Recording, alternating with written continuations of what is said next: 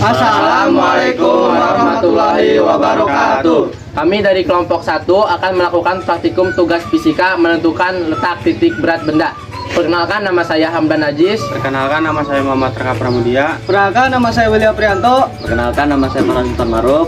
Perkenalkan, nama saya Muhammad Ilham. Sebelumnya, saya akan menjelaskan apa saja yang akan dibahas oleh kita di dalam video praktikum kali ini.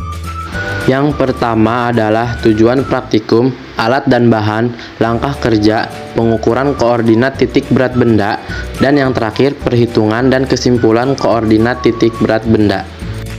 Nah, tujuan praktikum yang akan kita lakukan adalah yang pertama menentukan koordinat titik berat benda, dan yang kedua membandingkan hasil percobaan yang telah dilakukan dengan hasil perhitungan. Alat dan bahan yang akan kita gunakan adalah yang pertama ada benang, gunting, paku, alat pembolong kertas, kertas karton, penggaris, dan spidol atau alat tulis lainnya seperti pulpen dan pensil. Langkah kerja. Pertama, buatlah dua bentuk benda bangun yang akan diukur. Di sini kita akan membentuk dua benda bangun yang akan diukur koordinat titik berat bendanya.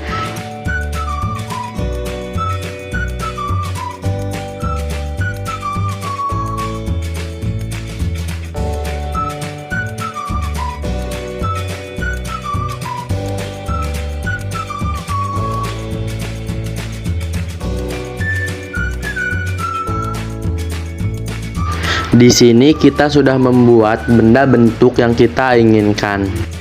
Kedua, lumbangi benda pada setiap sudut. Ketiga, tempel paku pada dinding atau permukaan datar. Keempat, gantung benda dan benang. Lalu buatlah garis yang searah dengan jatuhnya benang, atau bisa disebut dengan jatuhnya beban berat benda.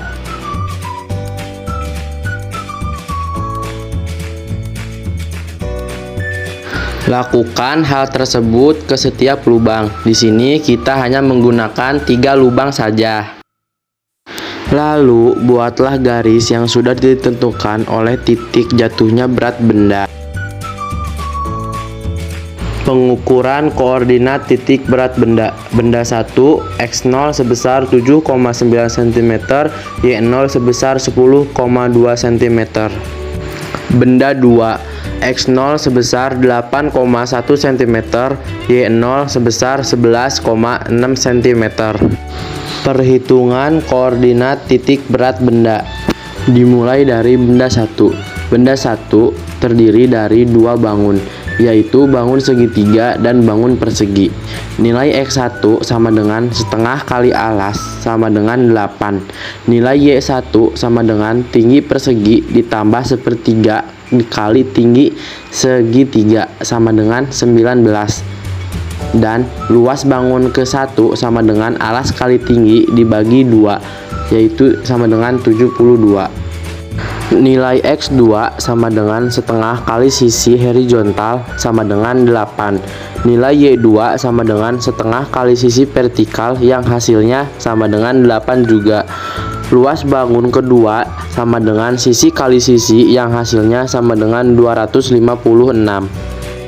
Sekarang mari kita mencari nilai X0 dan Y0 dari data yang sudah ada. Nilai X0 jika dimasukkan ke dalam rumus sama dengan 8 cm. Sedangkan nilai Y0 jika dimasukkan ke dalam rumus sama dengan 10,41 cm. Nah, mari kita lanjutkan ke benda kedua. Benda kedua terdiri dari 2 bangun, yaitu bangun setengah lingkaran dan bangun persegi.